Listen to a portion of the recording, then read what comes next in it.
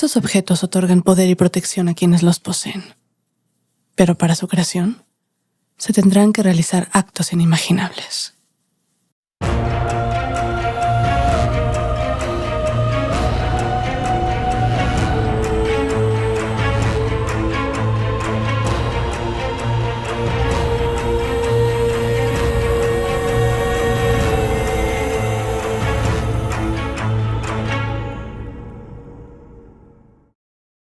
Les damos la bienvenida a Oraculto, un podcast oscuro de historias ocultas y no tan ocultas de México y el mundo, en donde platicaremos de fantasmas, terror, misterio, fenómenos paranormales, la noche y sus criaturas. Yo soy Rodrigo García Morelos y junto con Paola Treviño Todd viajaremos a tierras embrujadas y descubriremos los secretos del terror mismo. Así es. Podríamos contarles historias en donde hasta la palabra más ligera desgarraría su alma y dejaría helada su sangre joven. Pero claro, para todo esto, primero deben dejarnos entrar. Bienvenidos a Oraculto. Bienvenidos.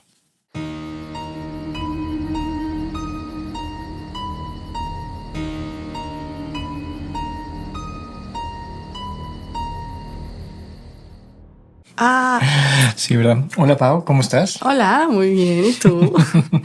Oye, qué frío ha estado haciendo últimamente, ¿no? Sí, está canijo. Ya bajó la temperatura muchísimo. Yo no sé de dónde nos estén viendo ustedes o de dónde nos estén oyendo, escuchando ustedes, pero aquí en El Paso, Texas, está helando. Estos últimos días han estado de plano de, no sé, como viento de navajas, tal cual. Y no nada más el frío, es el viento. Por eso te A veces te ponen la chamarrita y todo bien. El sol calienta y en el así de, oye, Sí, tú no sabes qué ponerte, realmente es un poco extraño esto. exactamente. Comparto la opinión. Bueno, pues, ¿qué creen? ¿Se acuerdan que en uno de nuestros episodios pasados les platicamos acerca de los objetos malditos? Objetos que están cargados de energías pesadas y siniestras porque estuvieron cerca de actos terribles. Objetos que han provocado desgracias. Pero hoy vamos a hablar de los amuletos y los talismanes. Sin embargo, no hablaremos de cualquier amuleto o de cualquier talismán. No, en este episodio no les vamos a platicar acerca del trébol de 4 hojas, la estrella de 5 puntas, la cruz de Caravaca, la mano de Fátima, el ojo de Horus, ni de los cristales ni las gemas de protección o del típico elefantito con la trompa levantada. No. Hoy es el turno de los amuletos y los talismanes macabros. Aquellos objetos que cumplen con un propósito específico y que a veces incluso fueron elaborados a costa del dolor y el sufrimiento de alguien o algo más. Hechos a bases de prácticas macabras que fueron efectuadas con la única finalidad de obtener dicho amuleto o talismán. Chan, chan. Chan, chan, chan. Wow. Y vienen fuertes, chicos. Muy interesantes, de hecho. Muy interesantes. ¿A poco no se quedan para escuchar algo fuerte? Pues ¿para qué están aquí? Para oír cosas de miedo y de creepy things. Para eso venimos. Exacto. Pues eso es lo que les damos. No. Primero, hay que entender que los amuletos y los talismanes no son la misma cosa y que tampoco sirven para lo mismo. Los amuletos se utilizan principalmente para la protección, para proteger al portador contra energías negativas, espíritus malignos o incluso enfermedades. Y los talismanes son cualquier objeto al que se le atribuyen poderes religiosos o mágicos destinados a proteger, curar o dañar a las personas para las que están hechas. Se utilizan para recibir la energía de estos o para potenciar las cualidades de cada persona. Se cree que los talismanes son capaces de transmitir la energía de quienes los llevan consigo, y esta es la principal característica que las diferencia de los amuletos. Entendido. Espero. A la creencia defensora o al efecto de atribuirle a cualquier objeto portátil alguna virtud sobrenatural, como la de la protección de su dueño, se le conoce como el efecto apotropaico, un fenómeno cultural que se expresa como mecanismo de defensa mágico o sobrenatural, evidenciando en determinados actos, rituales, objetos o algunas frases específicas para alejar el mal o protegerse de él, de los malos espíritus o de alguna acción mágica maligna en particular, purificándose, por así decirlo, con este rito o con este objeto ritual. Alrededor del mundo, ya sea por las diferentes creencias espirituales o religiosas de cada región y las personas que habitan en ellas, existe la creencia de elaborar talismanes de poder, en donde sin importar el acto, es decir, sin importar lo que uno tenga que hacer para conseguir dicho amuleto, el acto es teóricamente justificable, porque el fin es, digamos, uno superior. Tal es el caso de la tribu Shuar, comúnmente conocidos como jíbaros. Una comunidad indígena en la cuenca amazónica de Ecuador y Perú que realizaban la macabra práctica de achicar o reducir las cabezas humanas. Y aunque a lo largo de la historia la caza o cacería de cabezas ha ocurrido en muchas regiones del mundo, la práctica de la reducción de estas cabezas se ha documentado solamente en la región noroeste de la selva amazónica dentro de los pueblos jíbaros de Ecuador y de Perú. A las cabezas reducidas se les conoce como sansas y actualmente esta práctica es una práctica prohibida, ya que durante los años 50 se prohibió en Perú y una década después en Ecuador. Qué bueno. No manches. Bueno, se dice que está prohibida, pero Bueno, ahorita te platico. ya sabremos. Se cree que los guerreros Shuar conseguían estas cabezas humanas decapitando vivos a sus enemigos Au. y que luego las tomaban como trofeos de guerra y elaboraban talismanes de poder con ellas. De acuerdo a sus creencias, al matar a un enemigo, su espíritu seguía vivo dentro de su cabeza, y al cortarla primero y reducirla después, el vencedor se apoderaba del espíritu del vencido, ya que el propósito no era destruir al espíritu, sino simplemente esclavizarlo. ¡Wow! Me apodero de tu espíritu, haciendo chica tu cabeza. Ok, ni lo intentes, por favor. No, gracias. Imagínate, me vas a llevar mi cabecilla y así. No.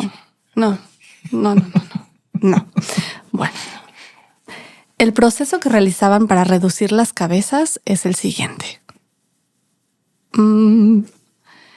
Primero, claramente había que conseguir una cabeza o decapitar a un enemigo. Ok. Y luego había que separar el cráneo del cuello. Ah, no, todavía. Ok, separar el cráneo. Okay. O sea, ya, como que ya. El cuello no te sirve, nomás quieres la cabeza. Ah, ya. Entonces, primero lo decapitas. Y luego nada más era literalmente dejarla. Ajá, sí, ya, la cabeza. Ok. Entonces, lo primero es decapitar. Y luego Si quedó un pedacito vaya de el cuello pegado a la cabeza, Sí, ya, pues bye. adiós. Ok. Una vez hecho esto, se hacía una incisión en la parte posterior de la oreja para extraer toda la grasa, los músculos, la piel y la carne del cráneo. Ahí sí es como que. Ahí sí. Y colocaban semillas rojas debajo de las fosas nasales. Los ojos se extraían y se desechaban, y el cartílago que sujeta la nariz y las orejas también se cortaba, dejando así solo la piel y el cabello que forman la cara y el cuero cabelludo. Un tipo de, me imagino, máscara de Halloween, ¿no? Así como yo. Bueno, lo siento por el ruido que acabo de hacer. Ya me dio asquito sola. Bueno. Luego, cosían los orificios, perdón, me estoy riendo de la burra. No, hombre, no es que sí me dio asquito sola. No, sí está medio asqueroso. Pero bueno. Masacre en Texas. Haz de cuenta, sí. Uy. No, bueno. Ok. Luego, cosían los orificios de los ojos y los labios, que mantenían cerrados encajándoles 3 espinas puntiagudas de una palmera. Y más tarde, reemplazaban las espinas con cualquier otro material. Según el Dr. Tobias Holton, un antropólogo facial y artista forense con especialidad en la identificación craneofacial, dice: era crucial cerrar los orificios del rostro para que no se pudiera escapar el espíritu del vencido, quien podía vengar su muerte atacando al vencedor, a su familia o a toda la tribu. Okay. Por eso se cerraban los orificios del rostro. Por eso se cosían los ojos y la boca. Okay. Después de cerrar la boca, se colocaba una bola de madera debajo de la piel para que pudiera mantener su forma. Y luego la hervían durante 15 o 30 minutos en aguas que saturaban de una gran variedad de hierbas que contenían taninos para evitar la caída del cabello. Este proceso era el que reducía la cabeza a la mitad o hasta 3/4. Híjole, ok. Luego ponían a secar la cabeza en una lanza y con piedras calientes y arena la moldeaban para que conservara sus rasgos humanos. Y aunque separar la piel le podía llevar, por ejemplo, a un preparador experto tan solo 15 minutos, imagínense nada más, todo se hacía con suficiente delicadeza para que las características faciales de la víctima aún sean reconocibles después de encogerse. O sea, quieres todavía saber de quién era la cabeza Sí. y estar orgulloso de portarla. Pues sí.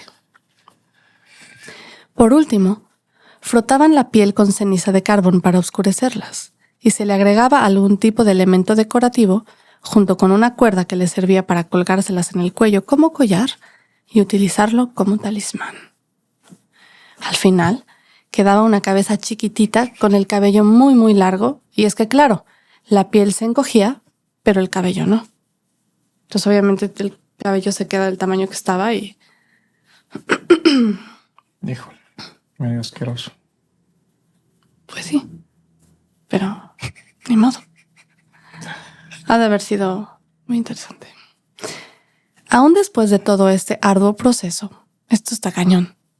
Se cuenta que los Shuar creían que con el tiempo, al cabo de 1 año y medio o 2, el poder de las Sansas perdían su efecto, suponiendo entonces que su poder era solamente temporal, y las cabezas para ese entonces ya no les servían, excepto para intercambiárselas por algún otro objeto de interés a algún explorador extranjero. O sea que era tiempo de ir a buscar a otro cuerpo poseedor de una cabeza. Solo cuando había guerra, según esto, no había necesidad. Pero el problema es que creo que sí, se la pasaban peleando. Se la pasaban peleando mal. Okay. Sí, se la pasaban en guerra.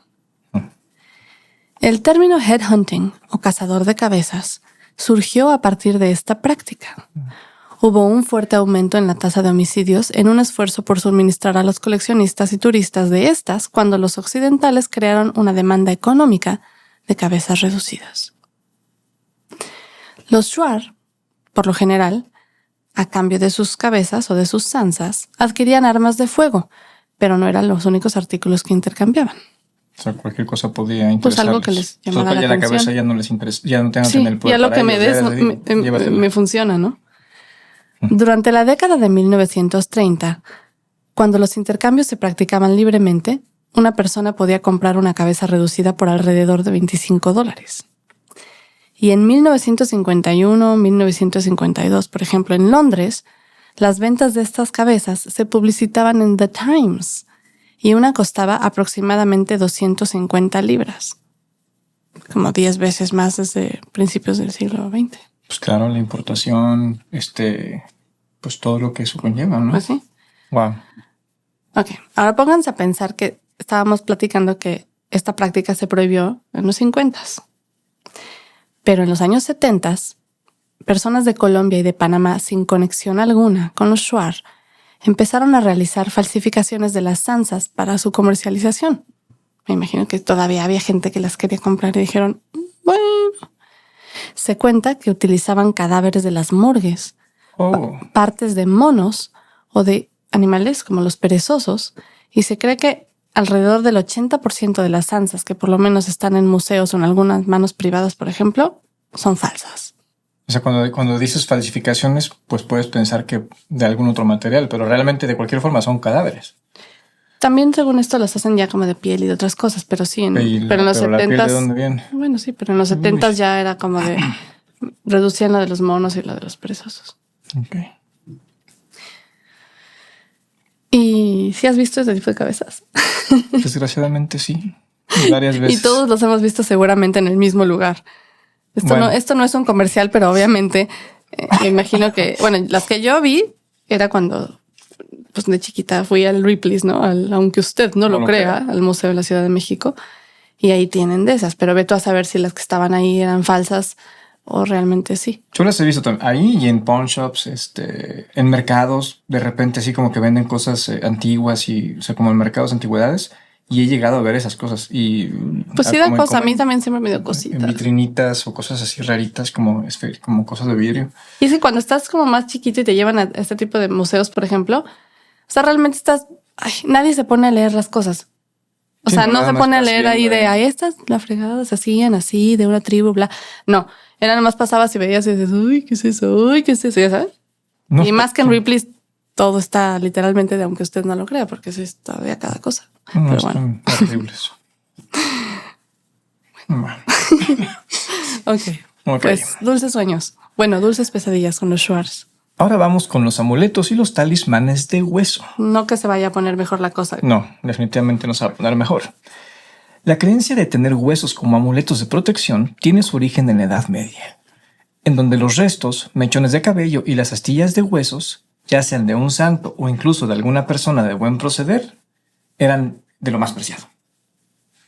Entonces ya saben. O sea, que te matan si te moriste vienes de o buena algo así, vienes de buena familia, familia, pues algún tipo de pues buena tus suerte huesitos tienes pueden- y pues ahora sí claro. que andan tras tus huesitos. Exactamente. Exactamente. Ah, pues mira, Por ahí debe venir el dicho. el dicho Oye, de estoy andan con sus tras tus huesitos. Pues bueno, los talismanes hechos a base de huesos pueden ser de humano, pero también pueden ser de animal, ya que se cree que estos transmiten energía. Ok. ¿Qué fue eso? ¿Qué fue? Sí, ok, Siempre raro. ya nos han comentado que habían Ruidos ruidos pero extraños eso sí lo escuché así como que no, bien. y nosotros no los oímos. De verdad no los he escuchado. Este sí se metió. Este sí fue así como, ¿qué es esto? Bueno, continúo. Está, por ejemplo, el hueso del gato negro. Uy, La verdad está, pues pues bueno, ya lo escucharon. para todos los amantes de los gatos, como nosotros. Ya. Sí, por Dios. Un rito absolutamente cruel y macabro, que se realiza principalmente en los practicantes del Juru, una corriente de magia derivada directamente de la cultura afroamericana, pero influenciada por los libros de magia de la Edad Media europea y la cultura nativa de los Estados Unidos. El judo, Judo. no el vudú. No, O el es judo. con H. El judo. Se cree que cada gato negro tiene dentro de su cuerpo un hueso que puede concederle la invisibilidad a su dueño. ¿Ok?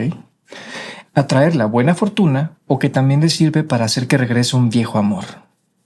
Mira, no te me vayas. Un viejo amor. Bueno, para que eso tengas es- que eso, no hacer- te me vayas para que no seas un viejo amor que tenga que hacer para regresar. La verdad no lo haría, ni aunque te me No, la fueras. verdad no. Aquí somos amantes de los animalitos. No. Sí. Para conseguir este hueso especial, se debe de atrapar a un gato negro y una vez atrapado, justo a la medianoche se avienta vivo. Esto es horrible. No, no manches. Esto es horrible. Justo a la medianoche se avienta vivo a una olla con agua hirviendo y se deja hervir hasta que la carne se le desprenda de los huesos. No. Esto sí es una crueldad, pero También lo de los Schwartz es una crueldad. Todo es una crueldad. bueno, y lo de las langostas también, pero bueno, es otra cosa. También. Un hueso en particular, uno especial para cada gato individual, contiene toda la eficacia de la magia que se busca. Y para encontrar el hueso indicado, se realiza una variedad de diferentes rituales y métodos para determinarlo. O sea que no es el mismo hueso siempre. Como No, es no, por pues gato. sería fácil entonces. No, bueno. Dicen algunos que el hueso especial será el que está hasta arriba cuando el agua haya terminado de hervir por completo. Pero que también se pueden tirar todos los huesos a un río y que el hueso que flote en dirección contraria al río es el hueso indicado. No, pues sí. Quiero ver que eso pase. Ya saben con mi super dicho de la lógica aplastante, pero Sí, no no. importa. Sigamos. También está el método de utilizar un espejo, en donde hay que poner cada hueso enfrente de uno, y cuando el reflejo del hueso se oscurezca, se sabrá que es el hueso correcto. No, pues ahí te encargo cuántas horitas te vas a pasar poniendo el ¿Cuántos hueso. huesitos? Imagínate. Pero también está el método de probar cada hueso, en donde hay que poner cada hueso debajo de la lengua, y cuando se encuentre el primero con sabor amargo, o cuando al ponerlo se haya logrado la invisibilidad, se sabrá que ese hueso es el mágico, y que ya te lo encontraste. Pues claro, o sea, supuesto. te lo pones, te desapareces. Y debe de haber alguien viéndote porque ya te fui. Ya. Ese. Ese es el bueno. Ya no estás. Ya después, ya después, el hueso mágico se guarda en una bolsita especial que se conoce como Mojo Bag, una bolsita bastante peculiar de la que probablemente hablaremos a fondo otro día. Se elaboraban algunos rituales dependiendo para qué quería ser utilizado el hueso y se llevaba consigo a todas partes. Pues sí, porque a veces era ¿Cómo ves? para el... No, o sea, a veces era para el viejo amor, a veces para la invisibilidad. ¿Cómo veo?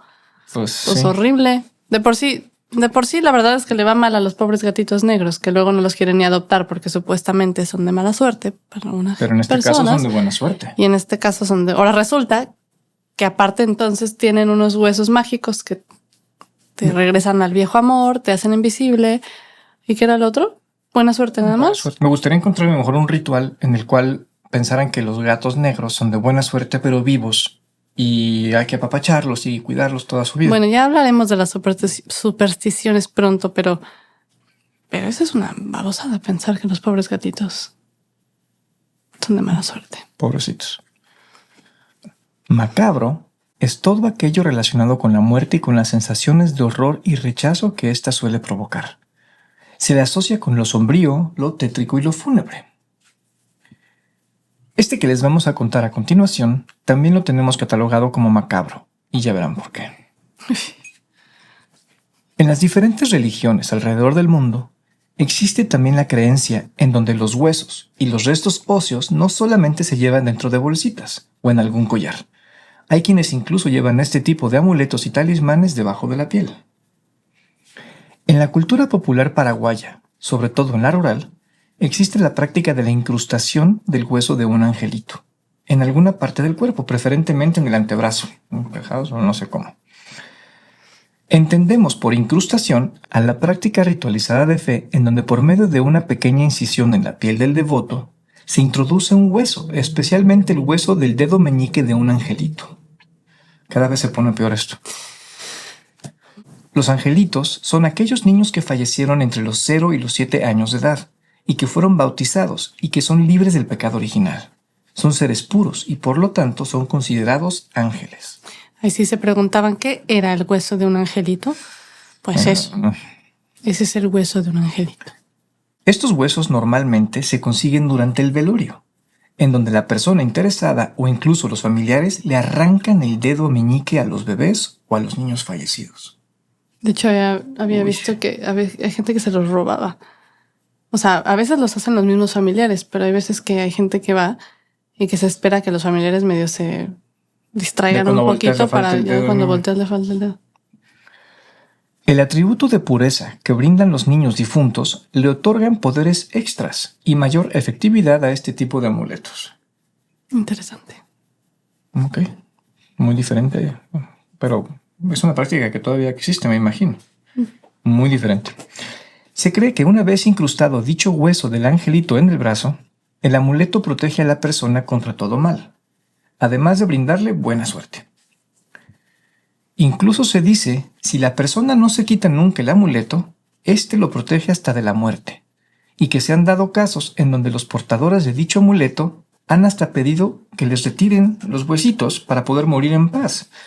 Esto no quiere decir que los portadores de este tipo de amuletos no van a sufrir. Simplemente que no pueden morir, güey, imagínate. Y por eso sí es un quítamelo ya, ¿no? Sí, o sea, imagínate que ya te está yendo de la fregada, que estás todo pues mal, pues sí. Y no te mueres, y no te mueres, y no te mueres. Así que lo único que quieres sería... es un ya me acordé que hace 1000 años me había puesto un... ¿Será eso? Uy.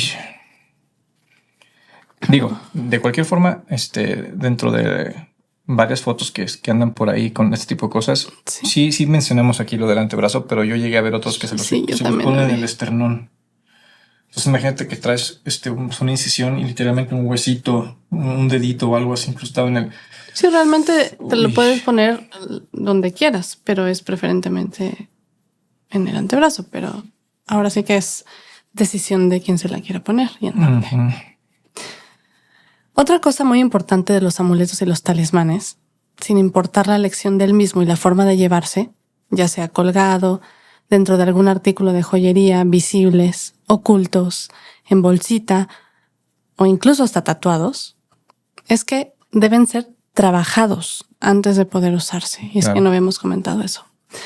Puede ser ya sea al momento de ser elaborados o al ser cargados, bendecidos o al ser investidos de estos poderes y facultades por algún iniciado, como algún sacerdote, algún curandero, chamán, brujo o mago, o incluso por uno mismo.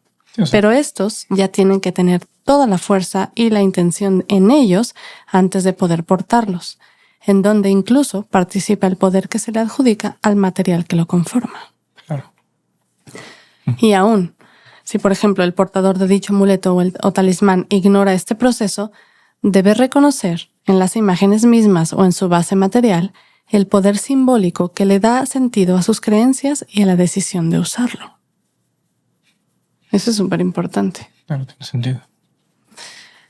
A lo largo de la humanidad han existido, existen y existirán miles de diferentes talismanes y amuletos hechos a base de una gran cantidad de materiales diferentes. Sí, incluso de hueso. Pero lo más importante, cargados de muchas intenciones diferentes. Y aunque algunas de estas, incluyendo sus prácticas y la forma de obtenerlos, nos puedan parecer atroces, no los hace menos eficaces ni les quita su poder dependiendo de la creencia del portador. Ahora sí que claro, cada tú depositas quien su tu fe creencia, y sí. en lo que crees, en lo que a ti te parece y pues sí. Y nos puede parecer mal ciertas cosas, pero De la misma forma que lo que nosotros hagamos le puede por parecer supuesto. mal al de enfrente o a la no sé. Por supuesto, cada quien. Dicho esto, el portador y el observador, es decir, la persona que lo lleva y la persona que lo ve, el amuleto, a veces pueden o no compartir el mismo código, pero el mensaje del amuleto se arma un conjunto de factores que son tratados como claves o códigos, la mayoría de ellos universales. ¿Y a qué me refiero con esto? Por ejemplo, hay veces que nos ponemos los amuletos porque son bonitos, porque están de moda, porque están raros, porque nos gustan, nos llaman la atención, pero no necesariamente por sus valores simbólicos o sus valores espirituales. Y en donde, como comentábamos, hasta se puede desconocer el proceso y la intención. Y aquí es donde hay que tener mucho cuidado, ya que sí. se podría estar mandando el mensaje erróneo. Totalmente. Por ejemplo, imagínate, hay gente que le encanta el pentagrama y lo trae puesto. ¿Por qué? Porque me gusta, o porque está de moda, o por esto. Y a lo mejor ni siquiera sabe qué significa la persona. Sí, no necesariamente, ¿no? Representa. Y luego es un, ¿y por qué no me, ¿no? ¿Por qué no me hablan? ¿Por qué no me hablan? ¿O por qué me hacen el feo? O porque esa persona ya es muy amigable conmigo, ¿no? Exactamente. Y es que es justo lo que iba. El observador, la persona que lo ve, puede o no ser el destinatario de los mensajes que emanan el amuleto. Puede sentirse atraído o no, comprender o no su significado y su intención, solidarizarse, mostrarse indiferente, temerlo o rechazarlo y hasta juzgarlo negativamente. Los amuletos o talismanes son objetos únicos que están individualmente personalizados y que la gente normalmente los lleva de fuera, pues no son necesariamente entendidos por todos los observadores. Eso es lo que decíamos. Entonces, el problema, yo creo, ahí viene pues de la persona que lo ve. Pero lo que decíamos, ¿por qué me rechazan o por qué me hacen caras o por qué es un... Pues traes una cosa que ahí dice que eres, no sé. Que de cualquier forma, honestamente, en mi opinión, obviamente pues hemos tratado poco a poco, como humanidad de ir abriéndonos a todas las cosas nuevas, pero pues yo creo que vale la pena realmente no estar juzgando porque realmente no sabemos el origen y por qué están haciendo ciertas cosas ciertas personas. Y no me refiero al origen del talismán, sino al origen de esa persona o de dónde viene, de dónde proviene. Entonces, ese es en el caso donde decimos que la persona sabe qué está haciendo, pero hay gente que se lo pone y no tiene ni idea. Entonces también es algo que si ustedes se van a poner algo, claro, por lo menos busquen el background, de dónde viene, qué significa, y si ustedes están, sus creencias van de acuerdo a lo que están usando, entonces pónganselo y es de ahí y es problema del que lo ve, le guste o no. Pero el chiste es saber qué están poniendo, ¿no? En este tipo de amuletos y talismanes macabros, ¿ustedes realmente creen que el fin justifica los medios? Ouch. Ouch. Los dejamos con esta pregunta. Ojalá hayan disfrutado mucho de este episodio. Por favor, suscríbanse al canal de YouTube y piquen en la campanita para que no se pierdan las notificaciones. A mí me encuentran como Nosferatron. Y a mí como Noctámbula. Recuerden que pueden seguirnos y encontrarnos como Oraculto en Instagram y en todas las redes sociales. Por cierto, tenemos nueva página de internet si la quieren checar. Chéquenla. Y pues recuerden que también nos pueden ver por YouTube o escuchar en su app para podcast favorita. Gracias por vernos, por escucharnos y nos vemos la próxima semana. Cuídense. Bye bye.